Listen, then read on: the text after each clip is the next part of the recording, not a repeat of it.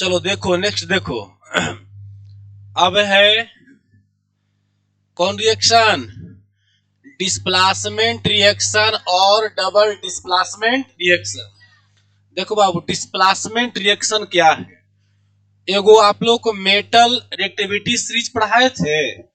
Metal reactivity series, कौन metal कितना सक्रिय है, कितना उल्लेख सक्रिय है, कितना मोर सक्रिय है, मतलब कौन ज्यादा है और कौन कम है, वो इसमें भरमार यूज होगा। समझ रहा है? इसमें जो है पूरा इसका यूज होगा। किसका? मेटल रिएक्टिविटी सीरीज का। मेटल रिएक्टिविटी सीरीज का पूरा उपयोग होगा। अब देखो नीचे में भी हम दे दिए सीरीज, ऐसे थोड़ा सा इसको जूम देखो करते हैं।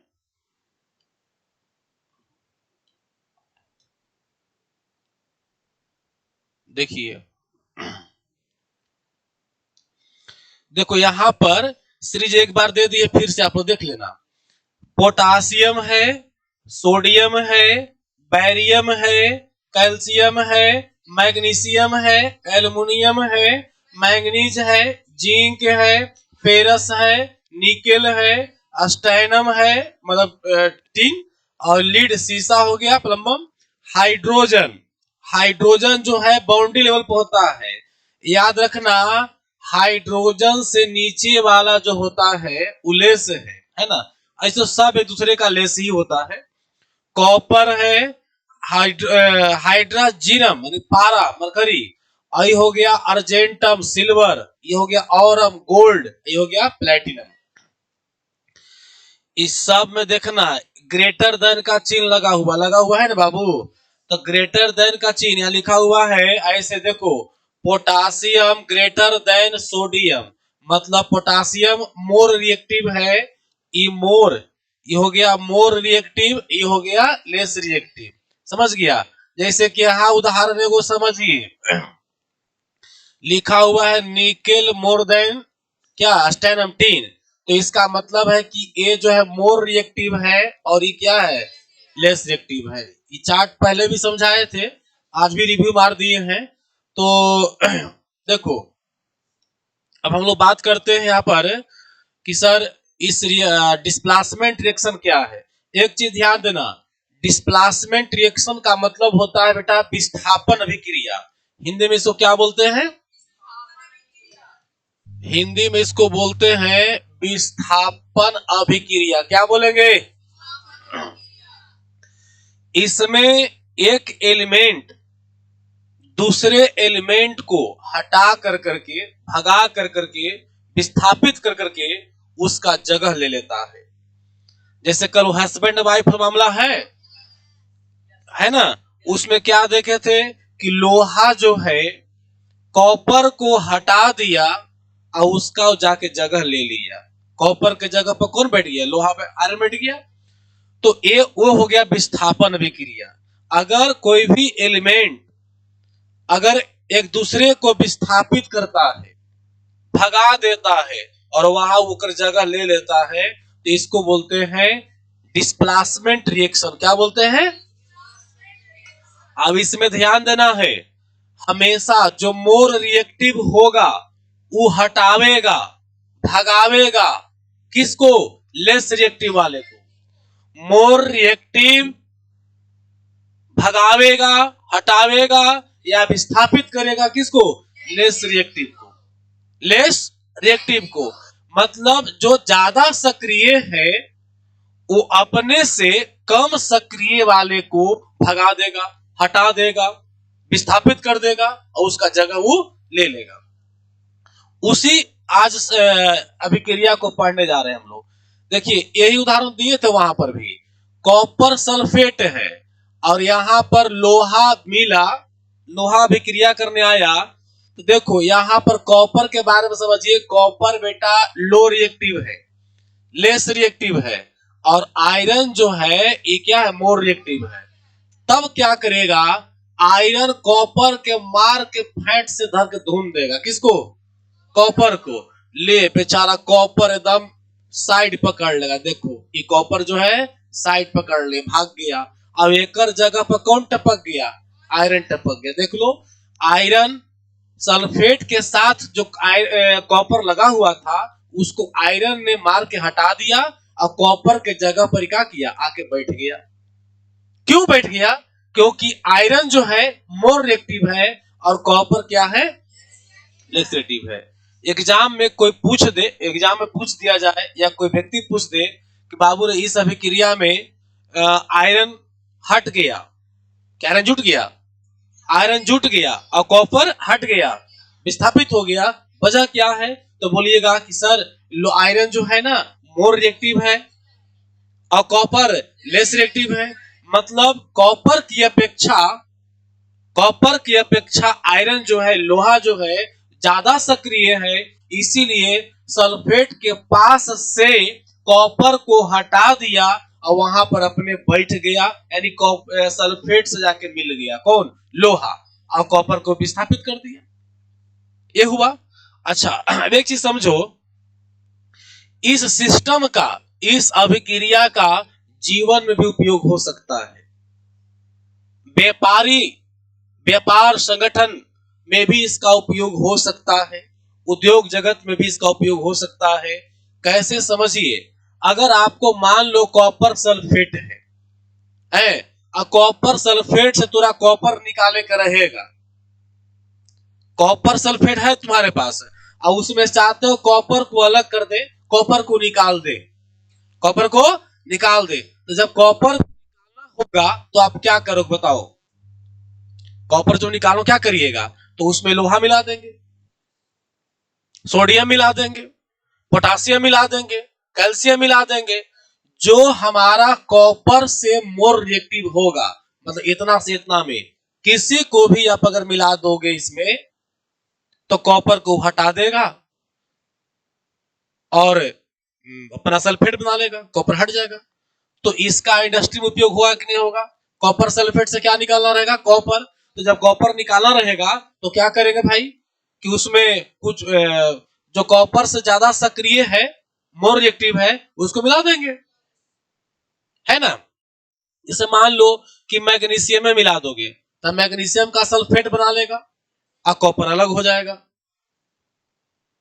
है ना। तो कोई आदमी फैक्ट्री खोल रहा है कि कॉपर सल्फेट जेकरा जेकरा भी सब ले आओ, हम कॉपर निकाल निकाल के बेचेंगे। जैसे कबाड़ा लोग कैसे होता है कि कबाड़ा खरीद के आपका ले जाता है, उसको पिघला करके या विभिन्न प्रकार के प्रक्रिया कर करके और फिर नया माल बना देता है कि नहीं। तो कॉपर सल्फेट मान लो कि अपशिष्ट माल कहीं का है, अपशिष्ट चीज है, तो उससे कॉपर निकालना रहेगा तुमको। कैसे निकालोगे? कैसे निकालोगे? तो भाई क्या करेंगे उस सल्फेट में मोर रिएक्टिव पदार्थ, कॉपर से मोर रिएक्टिव पदार्थ को मिला देंगे, है कि नहीं, कॉपर अलग हो जाएगी। अब इतना विस्तार समझा रहे हैं तब एक कॉपरे की लागू नहीं होगा। मान लो तुमको फेरस सल्फेट है, फेरस सल्फेट आपके पास है FeSO4, किसी के पास फेरस सल्फेट है। अब कहा जाए कि फेरस सल्फेट से हमको लोहा निकालना है, लोहा निकालना है, तब यहां किसको मिलाओगे बोलो? किसको मिला दोगे? इसको हमको हटाना है, इसको हटाना है, तो इससे जो मोर रिएक्टिव होगा उसको ऐड कर देंगे। जैसे मान लो जिंक है, मैंगनीज है, एल्युमिनियम है, मैग्नीशियम है, कैल्शियम है, बेरियम है, सोडियम और पोटासियम, किसी को ऐड कर दो यार, ऐड कर दोगे तो लोहा अलग हो जाएगा, है कि नहीं। तो इस प्रकार से हम लोग इंडस्ट्री में इस सिस्टम का प्रयोग कर सकते हैं। तो देखो अगले नेक्स्ट है ई रिएक्शन, देखो हाँ ये है, कहां ही गया, फेरस सल्फेट है, फेरस सल्फेट में मैंने किसको ऐड कर दिया? सोडियम को, तो सोडियम सल्फेट बना लिया और आयरन क्या हो गया? निकल गया। तो ये जो दो उदाहरण दिए हम, ये दोनों उदाहरण किस चीज का है बाबू? डिस्प्लेसमेंट रिएक्शन का। अब एक एग्जांपल देते हैं आप लोग को, बताइएगा आंसर क्या होगा। देखो लिखा हुआ है H2SO4, H2SO4 ये कौन अम्ल है? सल्फ्यूरिक एसिड, सल्फ्यूरिक एसिड जिसको अम्ल बोलेंगे हम लोग, सल्फ्यूरिक अम्ल बोलेंगे। तो इस सल्फ्यूरिक एसिड में अगर हम कॉपर मिला दे तो बताओ क्या बना देगा? CuSO4 क्या अलग हो जाएगा? देखो यहाँ क्या हो जाएगा? हाइड्रोजन हो जाएगा ना। बहुत बढ़िया आंसर आप लोगों का है कि नहीं? समझ गया ना चीज को कि भाई जब ये सल्फ्यूरिक एसिड है, हाइड्रोजन का सल्फेट है, कॉपर मिलाएंगे तो कॉपर क्या करेगा? इसको हटा देगा और यहाँ बन जाएगा कॉपर सल्फेट, हाइड्रोजन क्या हो जाएगा? अलग हो जाएगा। यही ना सीखे आप। कितना बेवकूफ है यही अनुमान लगा लो। इतना सुगा की तरह पढ़ा रहे बेवकूफों की पगड़ी, गधा नंबर 3.25। मतलब खाली रटे आया तुम लोग जी? अरे खाली रट रहे हो आकर के? हाँ कहीं का ई देखें, ई मान लो कि पत्नी है, समझ लो ठीक से। देखो यहाँ करे समझाए तो नहीं के बक्कूदास कहीं का। ये क्या है? पति है प्लस पॉजिटिव, आई कौन सी है? पत्नी निगेटिव है। हाइड्रोजन से कॉपर देखो क्या है? लेस रिएक्टिव है। कॉपर जो है से लेस रिएक्टिव है और हाइड्रोजन क्या है? मोर रिएक्टिव है। तो ये मोर है, ज्यादा पावर वाला है। तो बताओ ज्यादा पावर लग के हटा देते कम पावर वाला? अरे गधा कहीं के, जेकर हस्बैंड एरोप्लेन से घुमा रहे अपन पत्नी के, है देश विदेश घुमा रहे अपन पत्नी के, अब जाकर भाई चल बाइक से घुमाओ, बुलेट से घुमाएंगे तो मान जाएगा? दर के जो तू बस देगी, समझा? कहीं के कभी होगा संभव जी? शर्म नहीं लगता बोलने में? ये रिएक्शन नहीं होगा, यह रिएक्शन नहीं होगा, समझा? तो कुछो काली सीख गया, ओ ये बैठा हो रहा तो तू हट जाओ, तो फ्री टेबल का पढ़ाए थे रे? एक्टिविटी सीरीज फिर क्यों पढ़ाए थे हम? ध्यान रखना है, क्या ध्यान रखना है? मोर रिएक्टिव और लेस रिएक्टिव। मोर रिएक्टिव और लेस रिएक्टिव। मोर रिएक्टिव ही हटावेगा लेस को, न कि लेस हटाएगा मोर को, समझा? देखो बेटा, देखो यहां पर क्या हो रहा था कि यहां पर जो है, यहां पर कॉपर किसको हटा दिया? सॉरी, लोहा किसको हटाया? कॉपर को हटा दिया। यहां सोडियम किसको हटाया? किसको? आयरन को हटा दिया ना। तो बताओ कै गो इसमें था जो विस्थापित हुआ? एक ही को ना हटा, खाली कॉपर हटा। इस रिएक्शन में कै गो हटा? कॉपर हटा। इसमें कौन हटा? आयरन हटा। तो ये हो गया डिस्प्लेसमेंट रिएक्शन, विस्थापन रिएक्शन। अगर ऐसे ही हटने वाला दो गो रहे, कै गो रहे? दो गो रहे, तब हो जाएगा डबल डिस्प्लेसमेंट, कोई भार नहीं। एक गो हटा डिस्प्लेसमेंट, दो गो हटेगा, समझ में आ गया ना? कपार समझा है? पूछेगा तो फिर वही हाल होगा। खाली यस यस बोला सीख गया है। देखो इधर AgNO3 silver nitrate, sodium chloride NaCl, दोनों को मिला रहे हैं हम लोग, ठीक है? जब दोनों को मिलाइएगा तो देखिए एकरा में भी हस्बैंड वाइफ है, समझो ठीक से। ये दोनों दोस्त अदली बदली कर लगे। देखें ई जो हलो बेटा, एकरा में ई प्लस है, मतलब क्या हुआ? हस्बैंड। ई कौची है? माइनस है ना, मतलब वाइफ हो गई। एकरा में ई प्लस है, हस्बैंड है, ई क्या है? वाइफ है। समझ ना बाबू की दो जोड़ी है लोग। क्या जोड़ी लोग हैं? दो जोड़ी। दोनों जोड़ी कहीं जा करके आपस में मेला में बाजार में कहीं खाए बैठते हैं, समझ गया? दोनों के उल्टा पलटा हो गया। ओकर वाइफ उसको पसंद कर ली, और ओकर पत्नी ओकरा पसंद कर लगे। मतलब ऐसे होला कि ये जो क्लोरीन था ना, वाइफ है, केकर वाइफ? सोडियम का। ये पसंद कर लिया किसको? एजी साहब को। किसके पसंद कर लिया? एजी को। आई नाइट्रेट करे तो और पति के लिए भागल, तो अब तोर पति के लिए भाग जो हो गलो।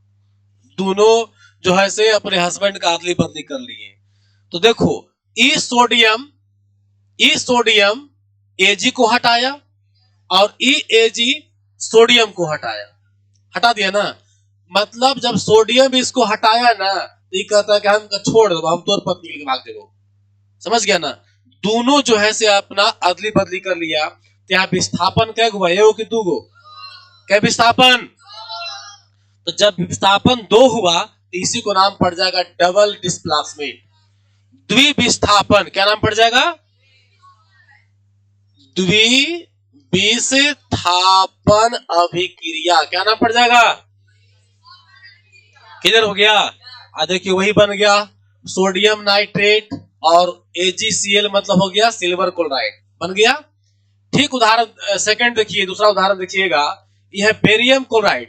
तो भाव बेरियम क्लोराइड में बेरियम प्लस हो गया, समझ रहे हो, और एकरा में E प्लस हो गया, और E दोनों क्या हो जाएगा, E दोनों जो है से माइनस हो गए। देखो E वाला माइनस हो गया, E माइनस हो गया, मतलब ये पत्नी पत्नी हो गई। तो ठीक इसी जैसे ऊपर में देखा कि अदली बदली हुआ, तो यहाँ हाइड्रोजन जगह ले लेगा बेरियम का, किसका जगह ले लेगा,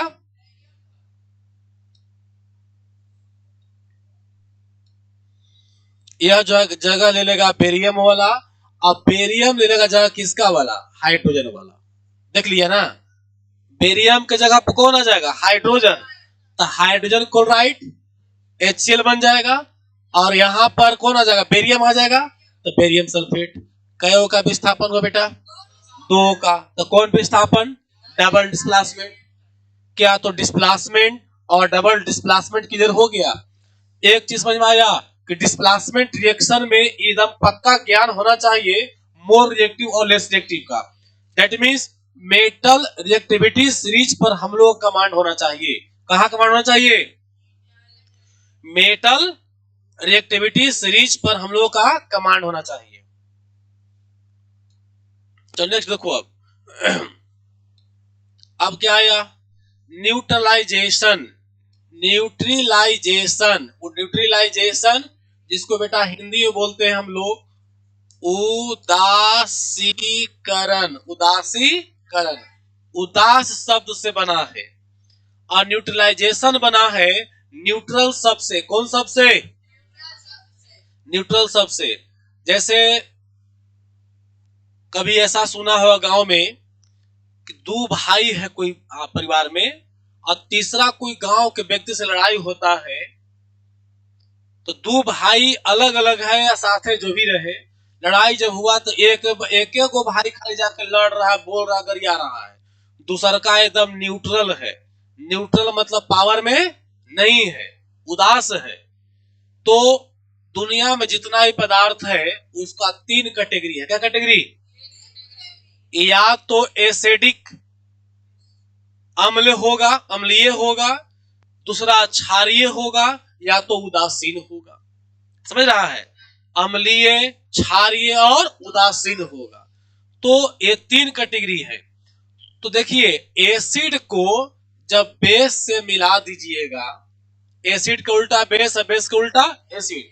एसिड को जब मिला दीजिएगा बेस से, तो एसिड के गुण को बेस समाप्त कर देगा, अब बेस के समाप्त को एसिड कर देगा।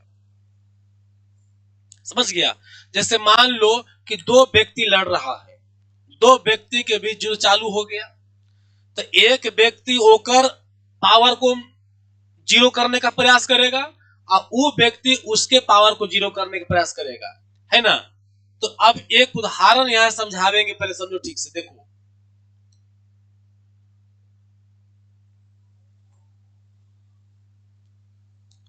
देखिए बेटा, देखो मान लो कि दो व्यक्ति है, एक व्यक्ति ए है और एक बी है।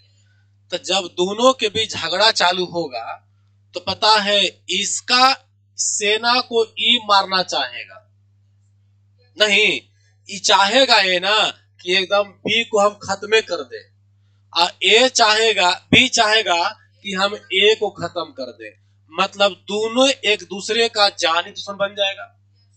एक के बी का प्रॉपर्टी कौन बर्बाद करेगा, ए, और ए का प्रॉपर्टी बी। और ऐसी होता है गांव में गोतिया लोग में। कहा गांव में गोतिया है, तू जाना, तो गांव में गोतिया में ऐसी होता है। अगर ये गोतिया मतलब परिवार कोई बढ़े लगा तो दूसर का टंगरिया घींच करके पीछे करेगा, और टंगरिया घींच टंगरी नहीं घींचेगा बाबू। उसका मतलब ये हुआ कि उसको सोचा कैसे पीछे होवे।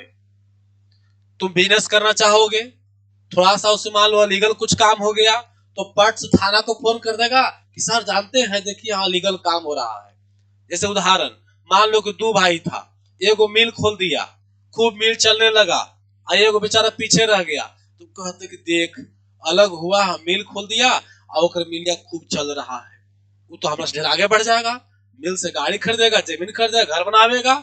ले ये कहा कहते कि जानते हो कहीं या तो मिलिया में कोई घटना घटवा देगा, या मान लो चोरी से मोटर चलाता हो कभी कभी बेचारा, तो वहां फोन करके बिजली विभाग को वहां फंसा देगा। तुम्हारे कमियों को ध्यान से देखेगा, समझ गया, और उस पर एक्शन लेने का प्रयास करेगा तुमको पीछे करने के लिए।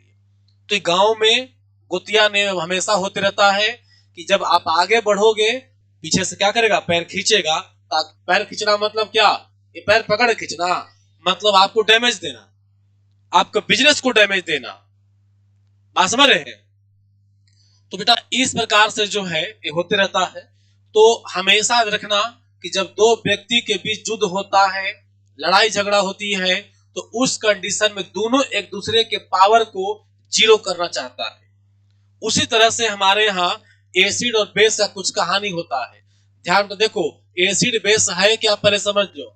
जीरो एक संख्या है, 0 से लेकर 14 तक, कै तक, 0 से लेकर के 14 तक, बीच में कितना होगा 7। तो 7 से जिसका पीएच, इसको पीएच मान बोलेंगे, क्या बोलेंगे बेटा, पीएच मान बोलेंगे, पीएच वैल्यू, पीएच वैल्यू बोलेंगे इसको।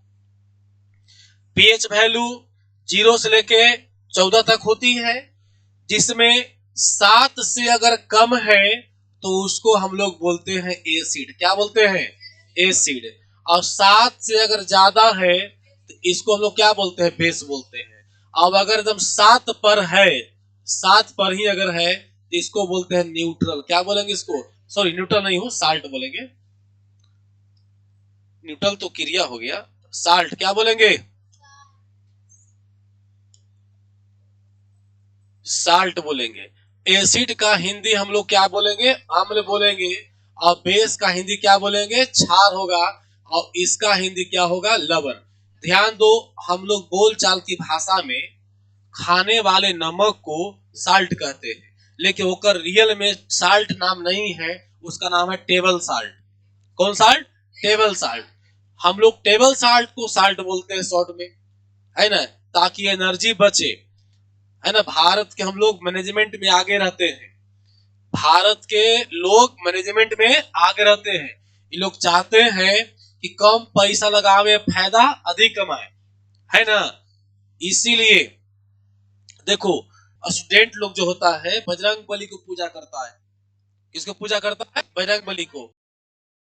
आप पटना में देखिए महावीर मंदिर में जहां बजरंग बली की मूर्ति है, खूब मंगल को भीड़ लगती है। गया में देख लीजिए स्टूडेंट लोग जाके लड्डू खूब चढ़ावेगा, लेकिन ओकरा पते नहीं है कि लड्डू चढ़ावे के साथ साथ मेहनत भी करना पड़ेगा, तब जाके सफलता मिलेगी। तो लेकिन मैंने पूछा कि भाई तुम लोग पूजा पाठ क्यों करते हो हनुमान जी को, तो बोला कि सर इनका मैनेजमेंट बहुत बढ़िया है, उनका मैनेजमेंट बहुत बढ़िया है। मैंने बोला कैसे, तो देखिए जब इन्होंने लंका में गए थे, लंका में तो क्या किए कि तेल कहां का था, लंका जब जला था तो तेल कहां का, लंका का। यहां से तेल लगे थे बजरंग बली हनुमान जी, तेल कहां के, कपड़ा कहां के, माचिस कहां के, जला कौन, लंका। सब कुछ लंके के, भारत के उसमें क्या लगा था, कुछ नहीं। हनुमान जी खाली शरीर लेकर गए थे, और आउटपुट क्या मिला कि सीता जी वापस आए, लंका जला। तो रिजल्ट बहुत बड़ा मिला, रिजल्ट बहुत बड़ा मिला नहीं, रिजल्ट मिला कि सीता जी मिल गए। अब इनपुट क्या लगा भारत, कुछ नहीं। तो इनपुट 0, इनपुट मिनिमम और आउटपुट मैक्सिमम। मतलब हनुमान जी क्या व्यवस्था थी कि सब तोरे, खाली हम रिजल्ट लेके आवेंगे। तो इसीलिए लोग हनुमान जी की पूजा करता है कि उनका मैनेजमेंट बहुत बढ़िया है। तो उसी प्रकार से हमारे यहाँ भी लोग ना एनर्जी बचाने के लिए कम बोले पड़े स्टेशन न कह के लोग टीशन कहता है। क्या कहता है? टीशन। स्टेशन न कह के टीशन कहता है। पता है क्यों? क्योंकि 1 मिनट में अगर आप स्टेशन स्टेशन 20 बार बोलिएगा तो टीशन टीशन कम से कम 30 बार बोलोगे। स्टेशन बोलने में एनर्जी ज्यादा लगता है, टीशन बोलने में एनर्जी कम लगता है। इसीलिए टेम्पो वाला चलाता है टीशन टीशन टीशन, क्योंकि उसको बहुत अच्छा एक्सपीरियंस है। समझ गया? तो बेटा, तो ये साल्ट हो गया। तो साल्ट मीन्स खाने वाला साल्ट नहीं, हम लोग अपनी ऊर्जा को बचाने के लिए साल्ट बोलते हैं। उसका रियल नाम है टेबल साल्ट। और ये लवण हो गया। समझ गया? अगर साल्ट की बात करें तो NaCl जो खाने वाला नमक, ये भी साल्ट है। अगर बात करें हम लोग MgCl2 का, ये भी साल्ट है, जब खाते नहीं है।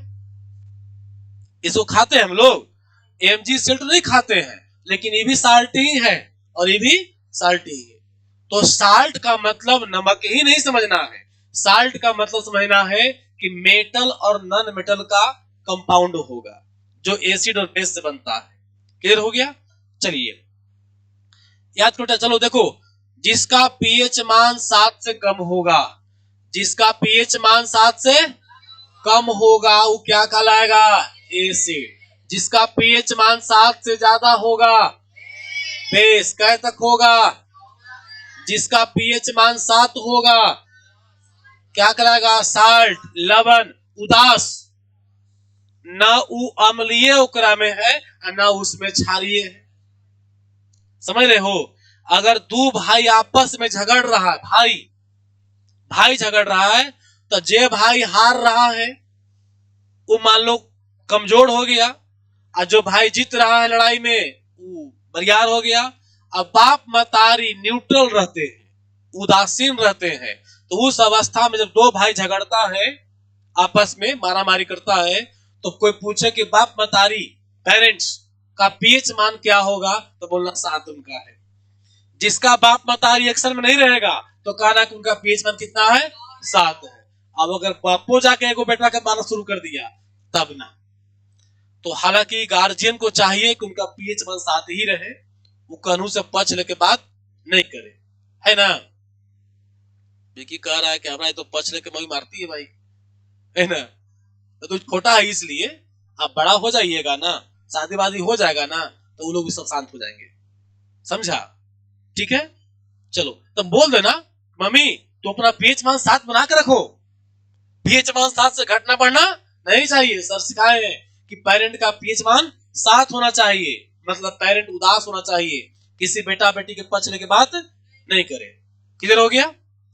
है ना? क्लियर हो गया ना?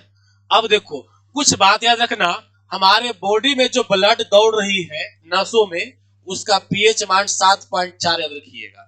ब्लड का पीएच मान 7.4। और शुद्ध वाटर प्योर वाटर का पीएच मान कितना? 7 होता है। शुद्ध वाटर का पीएच मान 7।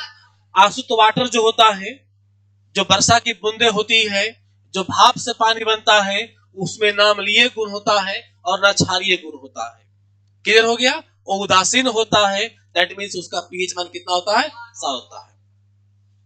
चलो एक और समझो अब यहां पर देखिए,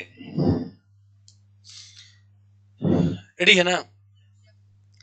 जब एसिड को बेस से मिलाओगे, समझ ठीक से, एसिड को जब बेस से मिलाओगे तो यहां जो रिजल्ट मिलेगा वो साल्ट मिलेगा। क्या मिलेगा? क्या मिलेगा बेटा? मतलब एसिड जो मान था और बेस का जो मान था, दोनों अपन मान 0 कर लेगा। एसिड अपना गुण खत्म कर लिया, अब बेस भी अपना गुण खत्म कर लिया। ना अब बेस है ना एसिड है, मतलब उदास हो गया, तो क्या बन जाएगा? साल्ट। लेकिन एक बात और समझो, जैसे मान लो कि हम एसिड ले लिए हैं 10 लीटर का लीटर, अब बेस मोटा मोटी वजन के अनुसार बेस यहां मान लो कि 50 ग्राम ले लिए हैं। क्या ग्राम? आए बाबू, ये एसिड है 10 लीटर, और बेस 50 ग्राम, एक सब पावर खत्म कर देगा। ये संभव है? एक ही चुटकी लेके डाल दो, मतलब जो दुनिया में जितना अगर 10 लीटर लिए है एसिड और ओकरा में एक एक चुटकी हम डाल देंगे बेस, तो ये जीरो हो जाएगा? नहीं होगा। मतलब ये समझो कि ये प्रबल है, स्ट्रॉन्ग है, और ये क्या है? कमजोर है। तब क्या होगा उस कंडीशन, देखो बेटा ध्यान से समझना, रिजल्ट देखना। चलो देखो, बताओ एसिड अगर मजबूत हो,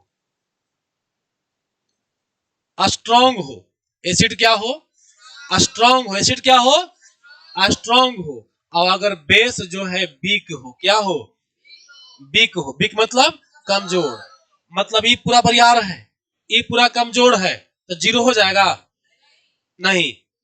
दो व्यक्ति लड़ रहा है पावरफुल होकर के, और दोनों पावर में है, तो जीरो हो सकता है, दोनों बर्बाद होकर जीरो हो जाएगा, है कि नहीं? एगो बरियार है, वो कमजोर है, तो कमजोरवा पहले ही शॉर्ट बोल देगा, कह देगा भैया छोड़ दो, बोल देगा ना।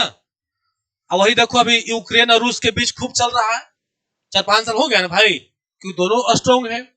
खैर देखो, तो ये स्ट्रॉन्ग है और ये वीक है, तो जो रिजल्ट मिलेगा दोनों के मिलाने पर, बताओ एसिड का रिजल्ट मिलेगा कि बेस का मिलेगा? एसिड रह जाएगा। हाँ, एक चीज है कि शुरू से जो एसिड होगा उसको कुछ तो नुकसान पहुंचावेगा, तो थोड़ा सा डाउन होगा, दैट मीन्स, लेकिन मिलेगा क्या? एसिड ही मिलेगा। ये कंफर्म है? मजबूत एसिड में कमजोर अगर हम लोग क्षार मिला देंगे, तो पूरा के पूरा साल्ट नहीं बनेगा, बल्कि क्या बनेगा? एसिड ही बनेगा। क्लियर हो गया? चलो अब देखिए बेटा थोड़ा सा इसको, अब देखो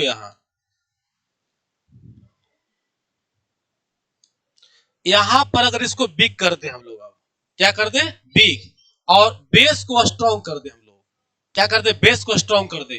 अब ये कमजोर है और ये मजबूत है, तो क्या मिलेगा? कंफर्म है कि बेस मिलेगा। तो इस बात को एकदम याद रखना है, एग्जाम के लिए इंपॉर्टेंट है। एग्जाम में पूछा जाता है, ध्यान देकर देखना, बोलना, स्ट्रॉन्ग एसिड और वीक क्षार, वीक बेस मिलने से क्या बनता है? एसिड। कंफर्म है? और वीक एसिड और स्ट्रॉन्ग बेस मिलने से क्या बनेगा? बेस ही बन जाएगा। एकदम मैकेनिकली इसको समझने का जरूरत है बाबू। समझ में आ रहा है ना? पॉइंट क्लियर हो गया? चलिए अब आते हैं हम लोग आगे। देखिए, तो यही बात, ये जो चर्चा हुआ है कि एसिड और बेस मिला तो साल्ट प्लस वाटर बनेगा, salt plus water, water side बनता है, बात करेंगे। लेकिन हम लोग का मेन प्रोडक्ट जो है बाबू, हम लोग का मेन प्रोडक्ट कौन है? साल्ट है। देखिए, अब ध्यान देना, साल्ट भी कब बनेगा? जब दोनों लगभग बराबर का रहेगा तब ना बनेगा। बात समझ रहे हो ना? तो इस कंडीशन का याद रखना यहाँ पर कि जब देखो इस सोडियम हाइड्रोक्साइड क्षार है, HCl एसिड है, दोनों को मिला दिए तो NaCl क्या बन गया? साल्ट बन गया। NaCl क्या बन गया? साल्ट बन गया। और साथ में क्या बना? वाटर। याद रखना, एसिड और बेस जब जब मिलेगा, एसिड और बेस जब जब मिलेगा, तो साथ में साल्ट के साथ साथ वाटर का निर्माण होगा, जल का निर्माण होगा। तो एग्जाम में पूछा जाता है कि साल्ट के साथ कौन सा उत्पाद मिलता है? जल। क्या मिलता है? जल। कुछ केस में जल नहीं मिल सकता है, कुछ केस में नहीं मिल सकता है, लेकिन जनरली जेनरली याद रखिएगा, एसिड और बेस मिलेगा तो साल्ट के साथ साथ क्या मिलेगा? वाटर। वाटर को अंग्रेजी में क्या कहते हैं? जल कहते हैं। हिंदी में ना कहते हैं जी? ज्यादा पढ़ लिया है? अरे वाटर को, तब हम पूछे वाटर को इंग्लिश में क्या कहते हैं, तो कह रहा जल। वाटर को इंग्लिश में वाटर कहेंगे, जल बोलता है। हम जल लिखे जरूर, मिस्टेक हो गया। हाँ ठीक है बेटा, क्लियर हो गया? अच्छा, इसी क्रिया को जो एसिड और बेस मिला के साल्ट बनाए ना आप, एसिड और बेस मिला क्या बना दिए? न्यूट्रल हो गया। साल्ट में न एसिड का गुण न बेस का गुण, तो न्यूट्रल हो गया, तो हो गया न्यूट्रलाइजेशन। क्या हो गया? न्यूट्रलाइजेशन। तो न्यूट्रलाइजेशन में किसको मिलाते हैं? एसिड और बेस को। क्या मिलता है? साल्ट। साथ में क्या मिलेगा? वाटर। क्लियर हो गया? सेकंड उदाहरण देखो, मैग्नीशियम हाइड्रोक्साइड है ना, अब HCl को मिला दिए तो क्या बन गया? मैग्नीशियम क्लोराइड, और साथ में क्या दिया? वाटर। चलिए अगला क्या है? प्रीसिपिटेशन रिएक्शन, जिसको बोलेंगे अवक्षेपण। अवक्षेपण अभिक्रिया। क्या बोलेंगे? देखो अवक्षेपण अभिक्रिया क्या, समझ लो। पहले एक उदाहरण सोचो बेटा, तुम लोग पानी में मट्टी मिला दो, पानी मट्टी मिला के घोल दो, तो रिएक्शन तो हुआ, नया पदार्थ मिल गया। लेकिन याद रखना केमिकल रिएक्शन नहीं हुआ। पानी में मट्टी मिलाना केमिकल रिएक्शन नहीं है, उफी मट्टी अलग हो जाएगा। खाली पानी को छोड़ दो 2 4 5 10 घंटा, तो मट्टी पे नाम बैठ जाएगा। रिएक्शन हुआ है, फिजिकल रिएक्शन हुआ है, ना कि केमिकल हुआ है। ठीक है, लेकिन चलो बात करते हैं। पानी में मट्टी मिला दो, पानी में मट्टी मिला दो, तो पानी में जब मट्टी मिलाइएगा और 10 घंटा 5 घंटा छोड़ दीजिएगा, तो नीचे गाद बन जाएगा ना, नीचे मट्टी जमेगा ना। तो जो गाद बन के नीचे बैठा, इसी को हम लोग बोलते हैं अवक्षेप। क्या बोलेंगे? अवक्षेप। अब ये जो क्रिया हुआ, इसको बोलेंगे अवक्षेपण अभिक्रिया। मतलब प्रिसिपिटेशन रिएक्शन मतलब अवक्षेपण अभिक्रिया में रिएक्शन के फल स्वरूप गाद जमता है। क्या जमता है? क्या जम जाता है? गाद, जिसको हम लोग क्या बोलते हैं? अवक्षेप बोलते हैं। देखिए यहां पर एग्जांपल देखो, सिल्वर नाइट्रेट AgNO3 और NaCl को अभिक्रिया कराए, बना दिया सोडियम नाइट्रेट, और ये अवक्षेप जम गया। क्या जम गया? अवक्षेप जम गया। एक चीज मिस्टेक हुआ है कि अवक्षेप में सिंबल ऊपर नहीं, अवक्षेप में सिंबल कहां होगा? नीचे। सब नीचे होगा। जब गैस बनता है ना, तब कहां करते हैं? ऊपर। अवक्षेप में गाद नीचे न बैठता है, तो हमेशा नीचे की ओर एरो होगा। और गैस कहां उड़ता है? ऊपर। तो गैस में ऊपर और गाद में नीचे। मिस्टेक हुआ है। देखो सिल्वर क्लोराइड बच जाएगा। जब सोडियम सल्फेट को बेरियम क्लोराइड से मिलाओगे तो NaCl बनेगा, और बेरियम सल्फेट नीचे बैठ जाएगा। फिर देखिए यहाँ पर एल्युमिनियम क्लोराइड को, किसको? एल्युमिनियम क्लोराइड को अमोनियम हाइड्रोक्साइड से, तो यहाँ पर देखिए अमोनियम क्लोराइड बन जाएगा और एल्युमिनियम हाइड्रोक्साइड का अवक्षेप बन जाएगा। कैल्शियम हाइड्रोक्साइड को मिलाओगे CO2 से, तो जल बनेगा और कैल्शियम कार्बोनेट गाद बन के बैठ जाएगा। और PB नाइट्रेट को मिलाओगे किससे? पोटासियम आयोडाइड से, KI से, पोटासियम आयोडाइड से, तो बना देगा पोटासियम नाइट्रेट, और लेड आयोडाइड अवक्षेप बन के नीचे बैठ जाएगा। Calcium sulphate sorry copper sulphate को सोडियम हाइड्रोक्साइड से मिलाओगे तो सोडियम सल्फेट बनेगा, और कॉपर हाइड्रोक्साइड का जो अवक्षेप है बन के बैठ जाएगा। ये जितना भी रिएक्शन दिए हैं, इसमें आपको अवक्षेप को ध्यान में रखना है। आपको चाहिए इसको स्क्रीनशॉट ले लेने का, कि मतलब जो है से क्या करने के लिए, कि एग्जाम में रिएक्शन पूछा जाता है।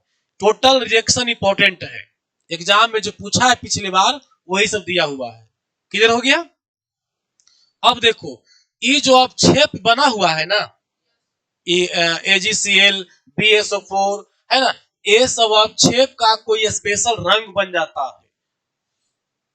कुछ उजला बन जाएंगे, कुछ पीला, कुछ लाल, कुछ भूरा, बगरा बगरा कलर बन जाता है।